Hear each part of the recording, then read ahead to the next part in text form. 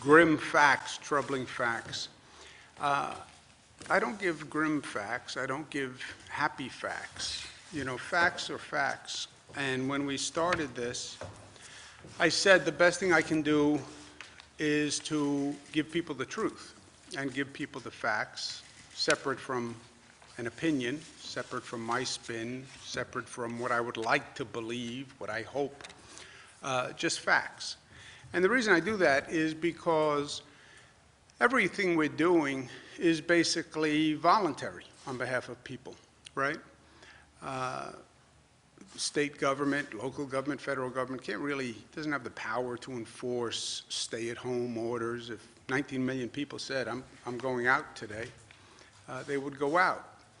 But the belief was if they have the facts, if they understand the facts, they'll act prudently in connection with the facts. Now, some of the facts have been disturbing, some of the facts have been ugly, but those are the facts, and that's my job, is to present the facts as facts. If I have an editorial comment on the facts, I give it to you, but I want you to know that's my editorial comment versus what data or science will say. Also, our Muslim brothers and sisters begin the observation of Ramadan this evening, and we wish them all the best. The hospitalization rate is down again, so that is good news. The overall, if you project the curve, everybody's looking at curves nowadays. If you look at the curve continues to go down, and that's also in the total hospitalization number. Bounces up and down a little bit, but it's clearly down. Number of intubations bounces a little bit, but it's also clearly down. The number of new COVID cases walking in the door or being diagnosed is relatively flat. That is not great news. We'd like to see that going down, but it's not going up either. Number of lives lost is still breathtakingly tragic, 438. That number is not coming down as fast as we would like to see that number come down. And what we're looking at this point is, okay, we're on the downside of the curve. The numbers are trending down. Do they continue to trend down, or do they pop back up? If they continue to trend down, how fast is the decline, and how low will the decline go? In other words, if 1,300 people, or about that number, keep walking in the door, then you're going to have a hospitalization rate proportionate with the number of people walking in the door. So we want to see the number of people walking in the door reduced, the number of new infections reduced, so we hit a low plateau, if you will, but we don't know what that is, and we don't know when it is. And if you look at the number of incoming cases, it's been remarkably flat for the past several days. So that's the best indicator of how containment is working and how the close-down policies are working. And over the past few days, we basically flattened at 1,300 new cases a day, which is not great. We'd like to see those new cases reducing even more, and we'd like to see them reducing faster. You then have other long-term questions. Is there a second wave of the virus? We talk about the 1918 pandemic. It came in 3 waves. Is there a second wave? Does the virus mutate and come back? The federal officials are starting to talk about the fall and potential issues in the fall. They're worried about the virus waning somewhat during the summer. Remember there was talk, will it go away when the weather gets warm? No one's really saying it will go away when the weather gets warm in the summer, but there's still a theory that the virus could slow during the summer, but then come back in the fall. If it comes back in the fall, then it comes back with a normal flu season. That's then problematic because you are then, quote unquote, testing for the flu and you're testing for COVID, on top of all the other tests you do, that could be a possible overwhelming of the testing system. If people could have the flu or could have COVID in the fall and they don't know which it is, they could get nervous and start going into the healthcare system, which could then bring back a capacity issue in the healthcare system. So that's something we have to worry about and watch. Nursing homes, they are our top priority. They have been from day one. Remember how the nursing home system works. They are private facilities. They get paid to provide a service. They get regulated by the state government. There are certain rules and regulations that they must follow, and we put in additional rules and regulations on nursing homes in the midst of this crisis. Staff must have appropriate PPE. They must have their temperatures checked before they come into the facility. There are no visitors who are coming into the facility, which is a tremendous hardship, but it's necessary to protect public health. If they have a COVID positive person in the facility, that person has to be in quarantine. They have to have separate staff for the COVID residents versus the non-COVID residents. If they can't care for the person in the facility, they have to transfer the person to another facility. The nursing home is responsible for providing appropriate care. If they cannot provide that care, then they have to transfer the person to another facility. They have to notify residents and family members within 24 hours if any resident tests positive for COVID, or if any resident suffers a COVID-related death. That is a regulation that they have to follow. And they have to readmit COVID-positive residents, but only if they have the ability to provide the adequate level of care under Department of Health and CDC guidelines. If they do not have the ability to provide the appropriate level of care, then they have to transfer that patient. Or they call the Department of Health, and the Department of Health will transfer that patient, right? But that is how the relationship works. The state has very strict guidelines on privately run facilities. They get paid to take care of a resident. That resident, that patient must have a state-directed level of care. If they cannot provide that, they can't have the resident in their facility, period. Those are the rules. We're going to undertake an investigation of nursing homes now to make sure they're following the rules. It's going to be a joint Department of Health and Attorney General investigation. But those are the rules. They get paid to take care of a resident, and they have to do it in accordance with state rules. And if they don't, we will take appropriate action. And the State Department of Health and the Attorney General are going to be commencing an investigation to make sure all those policies are in place and being followed. If they're not being followed, they can be subjected to a fine or they can lose their license. It's that simple. Testing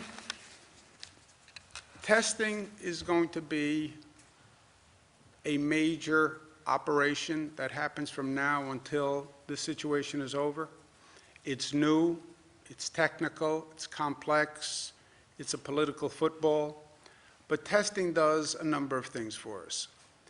Number one, it reduces the spread of the virus by finding people who are positive, tracing their contacts, and isolating them. That's a function of testing.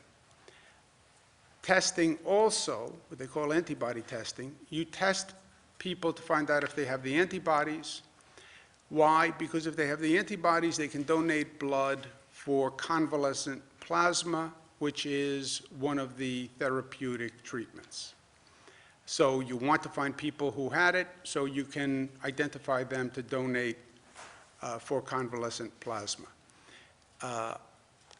The testing also can tell you the infection rate in the population, where it's higher, where it's lower, to inform you on a reopening strategy, and then when you start reopening, you can watch that infection rate to see if it's going up, and if it's going up, slow down on the reopening strategy. Okay, so there are different forms of testing for different purposes.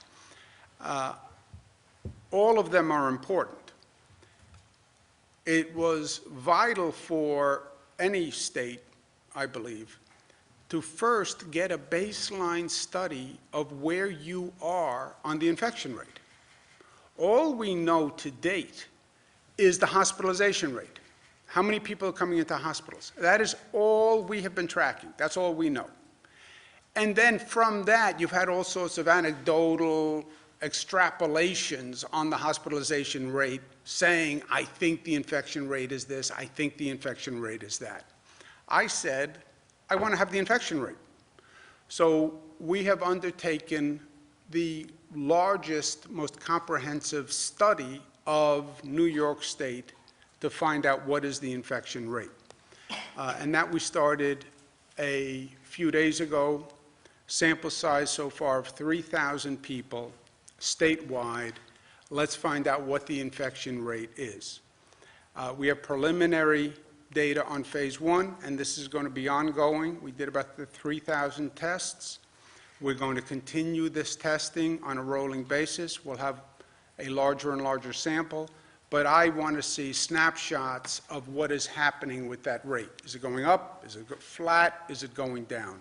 And it can really give us data to make decisions. We did 3,000 surveys in about 19 counties, 40 localities across the state. The surveys were collected at grocery stores, box stores, et cetera. And that's important. It means you're testing people who, by definition, are out of the home and not at work, okay? What does that mean?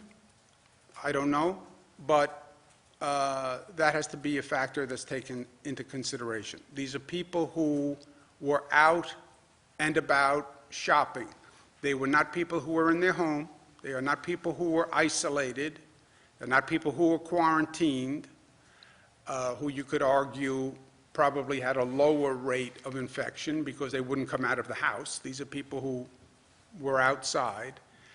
These are people who were not at work, so they're probably not essential workers, okay? So that has to be calibrated.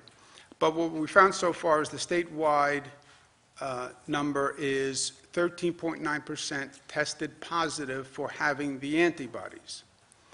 What does that mean? It means these are people who were infected and who developed the antibodies to fight the infection. So they were infected 3 weeks ago, right? 4 weeks ago, 5 weeks ago, 6 weeks ago, but they had the virus, they developed the antibodies, and they are now, quote unquote, recovered. 13.9%, just about 14%. Breakdown male, female. Female 12% positive, males close to 16%, 15.9% positive.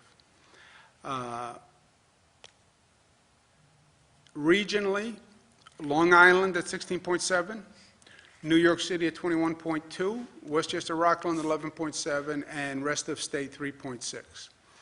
This basically quantifies what we've been seeing anecdotally and what we have known, but it puts numbers to it. Rest of the state is basically upstate New York, 3.6. It was been about 7-8% of the cases that we've had in the state. Westchester, Rockland, we had an initial significant problem. Remember, Westchester had the largest, hottest cluster in the country at one time. 11%, so it's literally somewhere in between. New York City, 21, which again supports what we knew anecdotally. Long Island, 16.7, so it's not that far behind New York City, and it is significantly worse than Westchester, Rockland. We've been talking about Westchester, Rockland, and Nassau, Suffolk basically is 1, but there is a variation with the Long Island numbers.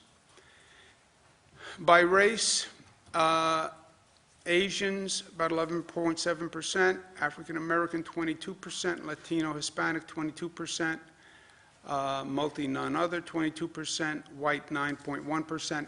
This reflects more the regional breakdown. African American and Latinos are, in this survey, disproportionately from New York City, and New York City is at 21%. So the African American number, Latino number is 22%, but and the upstate whites, they're talking about more upstate, which is 9, but it's 3.6 in the survey. By age, nothing extraordinary here. We did not survey anyone under 18, so it starts with 18 years old. 18 to 24, 8%. 45 to 54, 16. 75 plus, 13. But it's a small percent of the total. Again, how many 75-year-olds were out shopping and about? That is the group that's supposed to be isolating, because they are the most vulnerable, 65 to 74 also. But that's the distribution. Again, the sample was by definition people who were outside the home, so we have to analyze that. What does that do to the numbers? But that is a factor that has to be taken into consideration. If the infection rate is 13.9%, then it changes the theories of what the death rate is if you get infected. 13% of the population is about 2.7 million people who have been infected. If you look at what we have now as a death total, which is 15,500, that would be about 0.5% death rate. But two big caveats. First, it's preliminary data. It's only 3,000. Well, 3,000 is a significant data set, but it's still preliminary. And when we say there are 15,500 deaths, that number is going to go up. Those deaths are only hospitalization or nursing home deaths. That does not have what are called at-home deaths, right? This doesn't include people who died in their home and were not in a hospital or a nursing home. We still have to compile all that data. And then the at-home deaths, you have to go back and try to find out what was the cause of death for those at-home deaths, and then add them to the number of deaths connected to COVID. It gets even more complicated because in California, they're now finding deaths that go back to last December or January that they believe were COVID related. And people didn't even know about COVID at that time.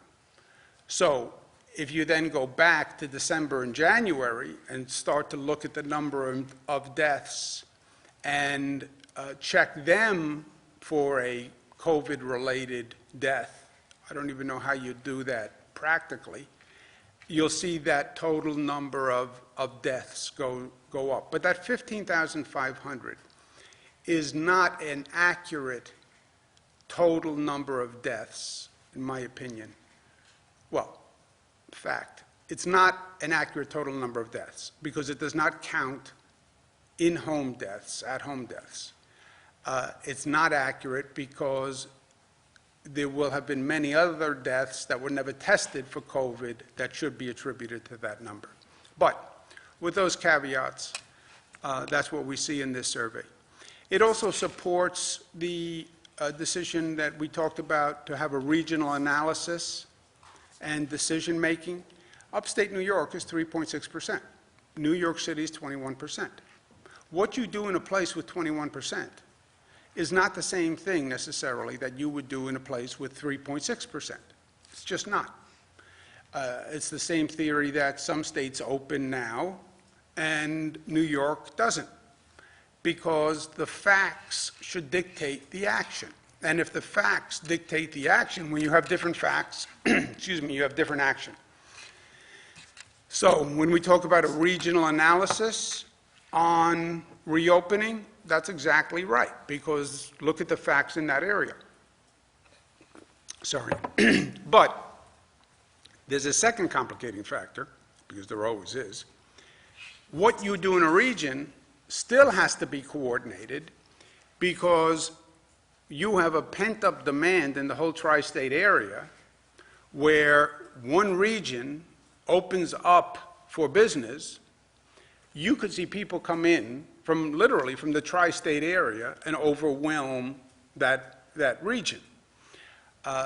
We try to rationalize with Connecticut and New Jersey because there have been facilities in Connecticut that were open, and you have all sorts of New York license plates there. So yes, regional analysis, but understand on that regional analysis that you still exist in a tri-state area with millions of people who are looking for something to do, to get out of the house and put the kids in the car and go. So that has to be factored in, because that is a significant factor.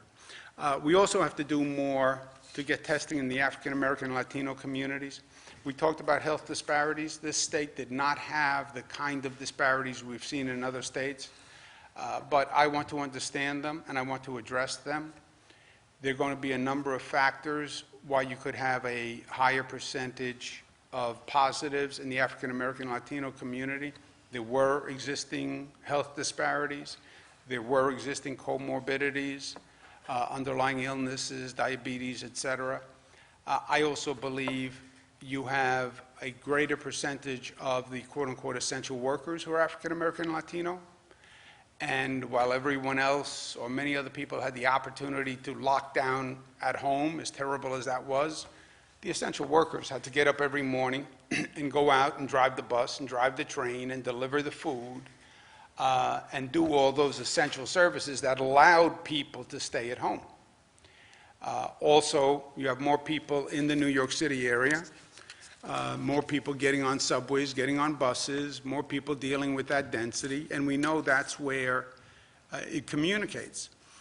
But New York City Housing Authority, we're starting more testing today at New York City Housing Authority facilities.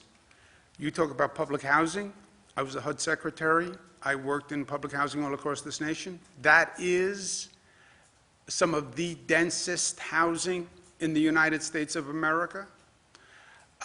People crammed into elevators, crammed through small lobbies, overcrowding in their apartment. So public housing does pose a special issue, and it should be addressed. I also want to get more testing in African American and Latino communities all through the New York City area, including Long Island after this. I want to work with Congressman Hakeem Jeffries and Congressmember Yvette Clarke and Congressmember Nydia Velasquez to help us work with the churches in those communities. The churches have volunteered, many of them, to be testing sites. One of the problems is finding a testing site, but many churches have said they would be willing to use their facilities for testing sites. As we ramp up the testing, I want to get it into the African American and Latino community, and using the churches as a network, I think, is going to be extraordinarily effective. But this is something that New York should lead the way on answering this question and addressing this issue. Also, I want to speak to a point from our friends in Washington. Senator McConnell, who is the head of the Senate, you know, we've been talking about funding for state and local governments, and it was not in the bill that the House is going to pass today. They said, don't worry, don't worry, don't worry, the next bill.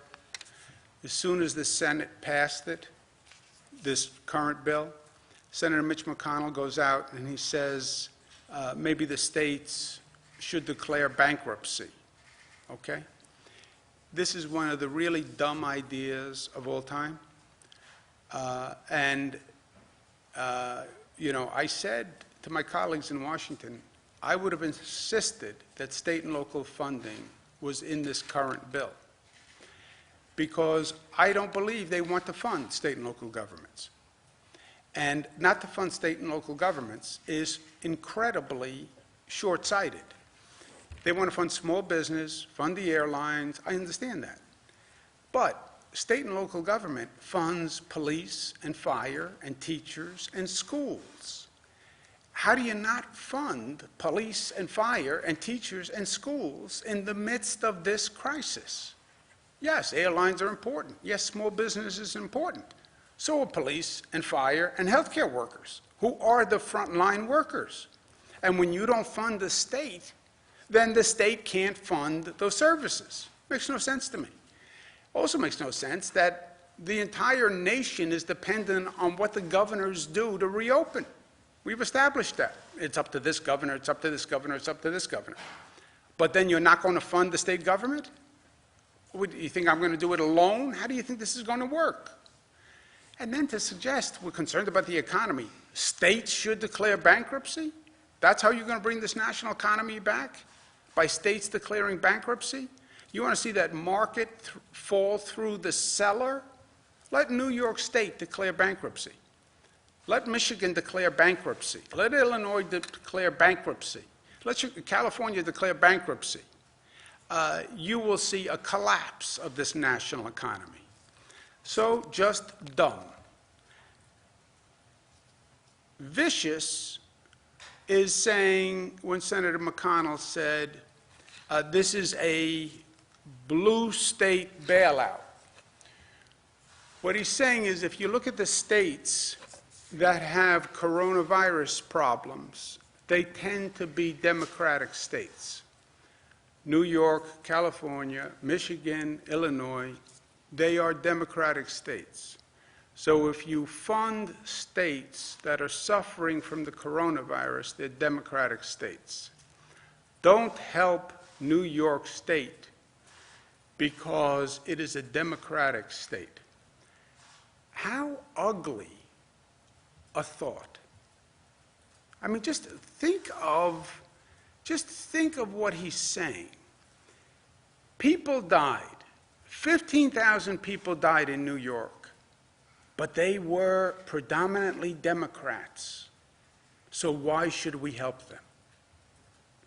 I mean, for crying out loud, if there was ever a time you're going to put aside, for you to put aside your pettiness and your partisanship and this political lens that you see the world through, Democrat and Republican, and we help Republicans, but we don't help Democrats. That's not who we are. It's just not who we are as a people. I mean, if there's ever a time for humanity and decency, now is the time. And if there was ever a time to stop your political, obsessive political bias and anger, which is what it's morphed into, just a political anger. Now is the time. And you want to politically divide this nation now, with all that's going on? How irresponsible and how reckless. I'm the governor of all New Yorkers. Democrat, Republican, Independent, I don't even care what your political party is. I represent you. And we are all there to support each other.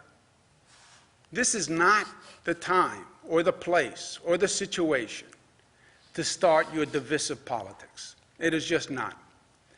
And that's why, look, our rule has been very simple from day one. There is no red and blue. There should have never been a red and blue when it comes to any important issue, but certainly not now. And that's not what this country is all about. It's not red and blue, it's red, white, and blue. And when we talk about New York tough, we're all New York tough, Democrats and Republicans. And we're all smart, and we're all disciplined, and we're all unified, and we're all in this together. And we understand that, and that's how we operate. And we operate with love, and we're strong enough to say love. To say love is not a weakness, it is a strength, and New Yorkers are that strong. Questions? Governor, we're seeing over 1,100 correction staffers and inmates who've tested positive for COVID. What more can the state do to release people detained on parole violations more quickly? And what about releasing elderly and medically vulnerable people and making sure that inmates are getting hand sanitizer? Is there any ability to get the National Guard to clean jails? So as of today, there's 263 prisoners who have tested positive for COVID. And then from that, we are quarantining people. There's 1,397 people in the prison system which have been quarantined. We actually have not seen the kind of outbreaks that we feared that we would see. We're monitoring it very closely. We've done a number of things, including stopping visitation and doing isolation above and beyond, but within humanity, making sure that you're not putting people in solitary confinement. So we're monitoring this very closely. We're getting briefed on it every morning. We've already taken a number of steps, the technical parole violations, the people over 55 with the 90 days. And as the situation evolves and warrants changes, we'll change. Excuse me one second. Let me just go back to my self-proclaimed Grim Reaper, Senator McConnell, for another second. He represents the state of Kentucky, okay? When it comes to fairness, New York State puts much more money into the federal pot than it takes out, okay? At the end of the year, we put in to that federal pot $116 billion more than we take out, okay? His state, the state of Kentucky, takes out $148 billion more than they put in. Okay? So he's a federal legislator. He's distributing the federal pot of money. New York puts in more money to the federal pot than it takes out. His state takes out more than it puts in. Senator McConnell, who's getting bailed out here? It's your state that is living on the money that we generate.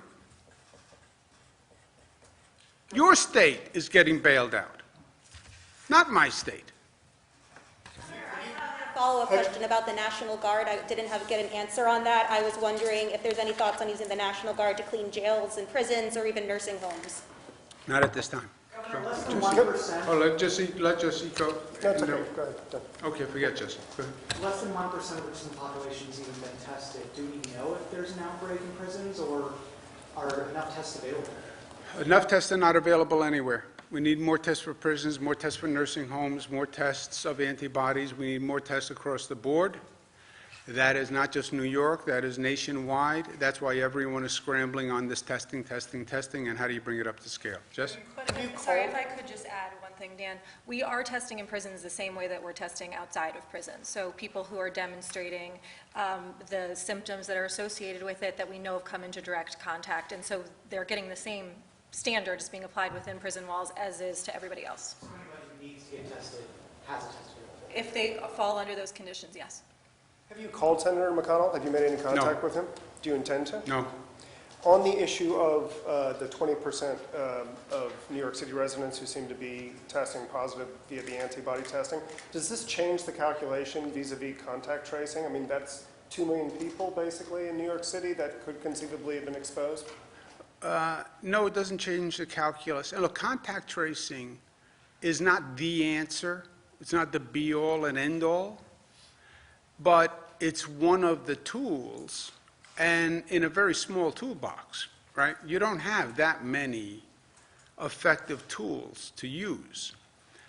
So it's a tool in a small toolbox, and you're right, the tone of the question is right. Could you ever test and trace every positive? No.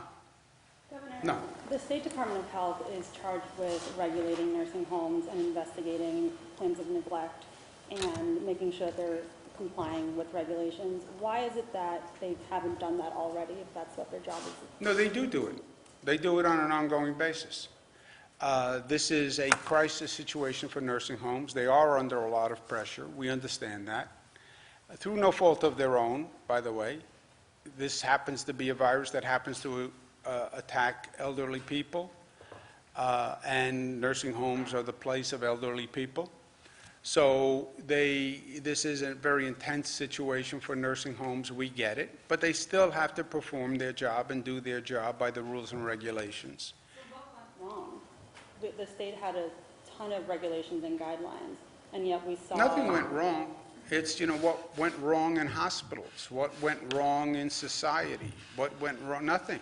Mother Nature brought a virus, and the virus attacks young people. I'm sorry, old people. And nothing went wrong. Nobody's to blame, but for creation of the situation, but they have to deal with the situation. Go ahead. Oh, no, you've got, Governor, the situation at the Rochester City Schools apparently is becoming increasingly critical. The school superintendent there has suggested he's going to leave at the end of June, and their finances, teetering as they were even before all of this, have gotten increasingly dire. Is there a concern that you have there, and is there anything that the state can do at this point on that? We've been talking about the Rochester School District for a few months. I don't think anything has happened recently. Rob, do you know? In the budget, we did give them some flexibility and gave them advance payments on their situation. I think the superintendent there had some desire to make some reductions. They're dealing locally with the board on what they needed to do. We gave them some flexibility, and we gave them advance payments to the tune of close to $30 million in this budget so that they could use those tools. But like every other district, they're going to have problems. But they were actually treated and were given more flexibility than any other district in the state.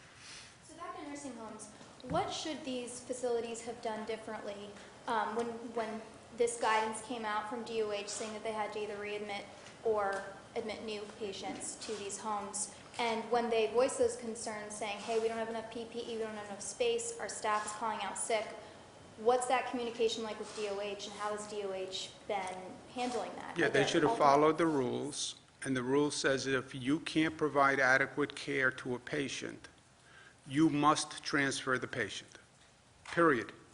So it's up to them to transfer the patient.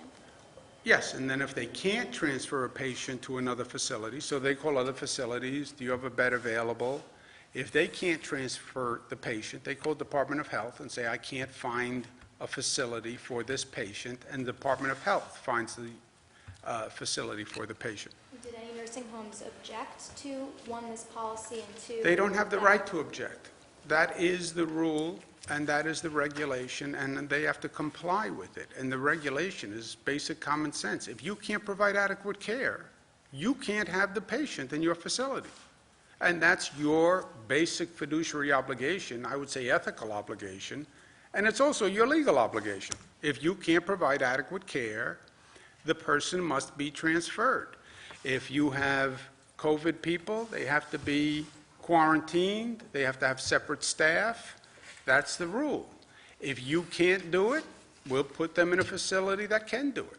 That's the rule. Now, when the person gets transferred, then they lose a patient, they lose that revenue, I understand. But the relationship is, the contract is, you have this resident, you get paid, you must provide adequate care. If you can't, that patient has to be transferred to a facility where they get adequate care. So if the state's assisting with the transferring of patients to other homes, If they can't do it. if they can't do it, then what about if they can't provide enough PPE? Because as you said yesterday, it's up to those facilities to provide the PPE. So is the state assisting in any way? Is there a We have given them stockpile? thousands and thousands of pieces of PPE. You're right, it's their primary responsibility, but it's their primary responsibility like it's a hospital's primary responsibility.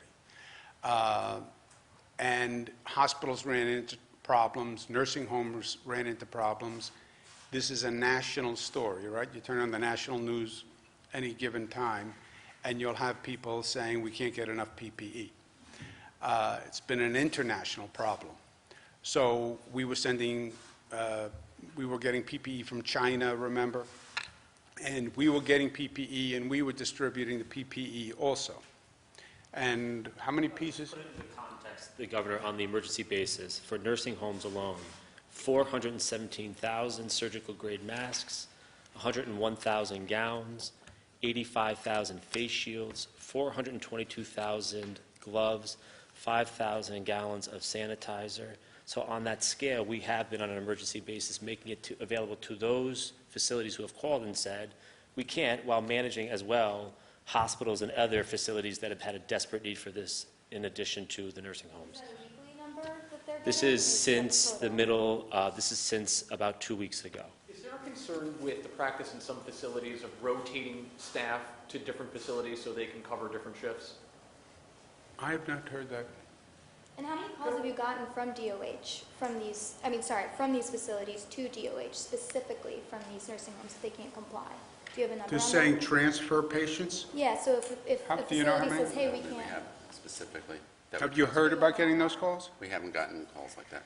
You haven't gotten any calls at all? Not that I know, but we can track it and find out. What about assistance for the PPE? Have you gotten calls on We've that? had assistance for PP, and as Jim just mentioned, the Yeah. amount of supplies that have been delivered to the nursing homes. Do you have a number on how many nursing homes have called for that, or adult care Not off the facilities? top of my head.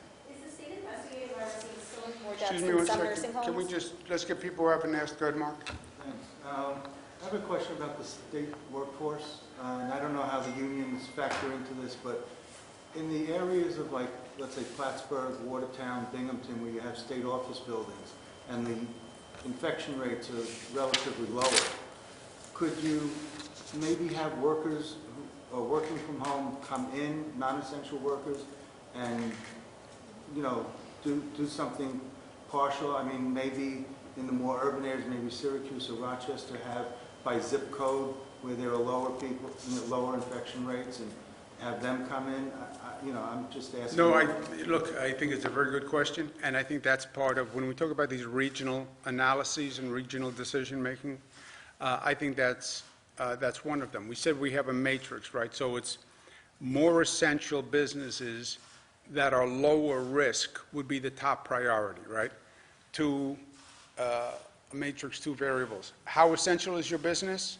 How much risk does your business bring? Government workers are essential, I would argue, as a government worker. And you can socially distance in a government workplace. So I think that would be one of the prime candidates in a regional reopening strategy once we get there, right? On the regional, you want to look at what is the overall infection rate, like this data. You want to look at the hospitalization rate.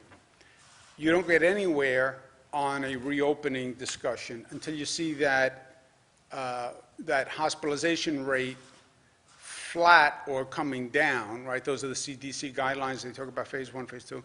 So that hospitalization rate has to be coming down. The infection rate has to be low.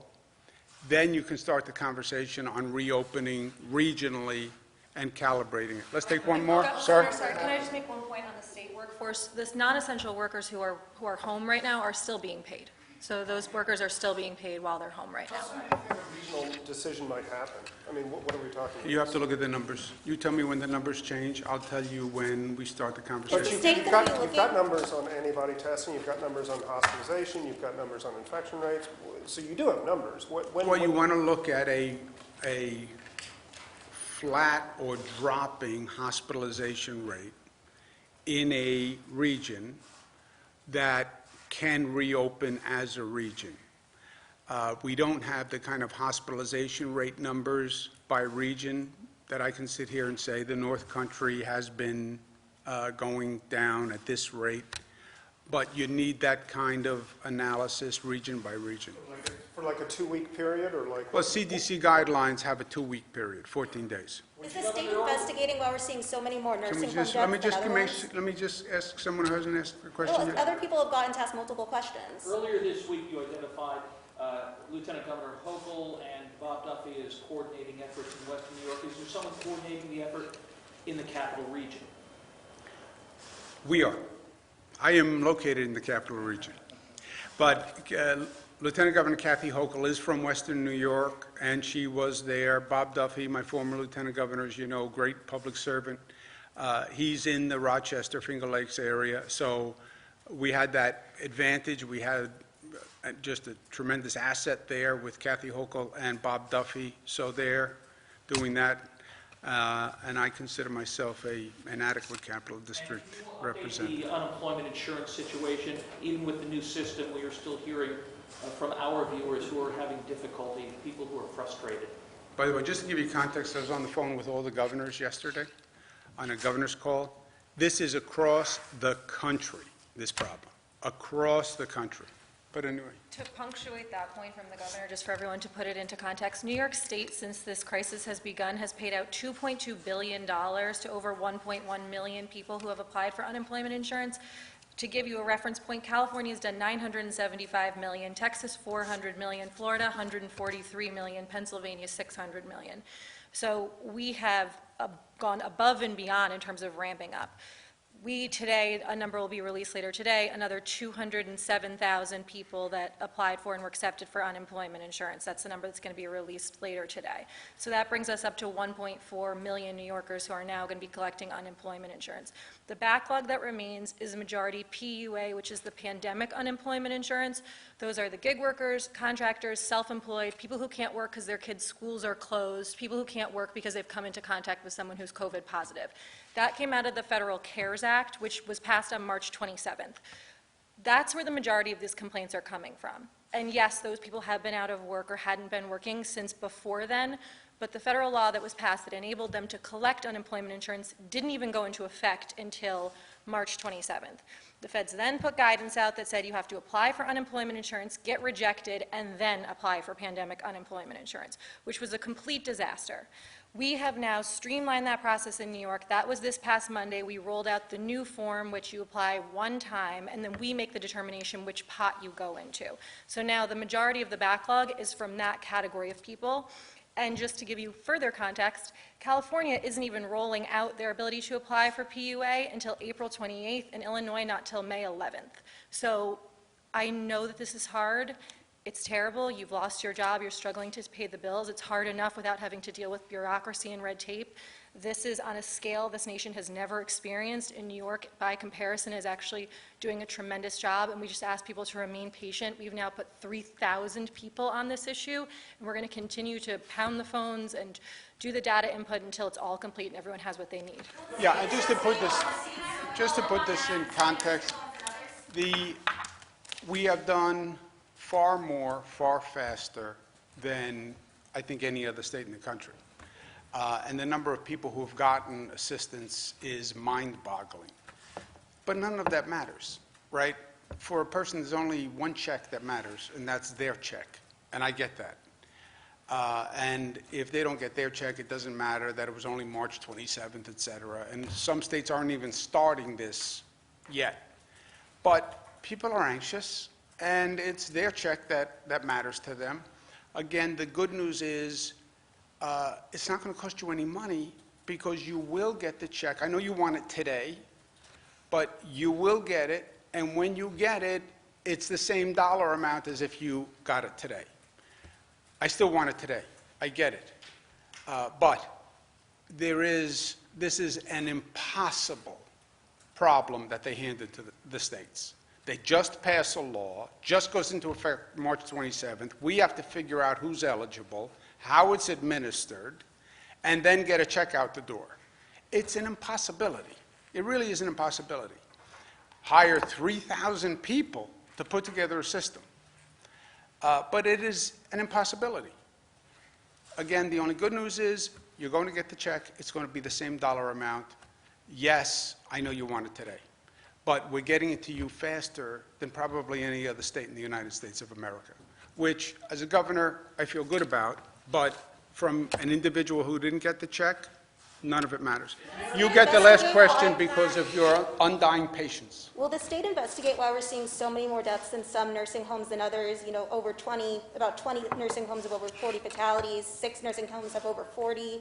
And, you know, when will New York also provide a plan to provide free child care to all essential workers across the state? Yes, that is going to be one of the criteria for the investigation that the Department of Health and the Attorney General are undertaking. Thank you, guys. Thank you very much.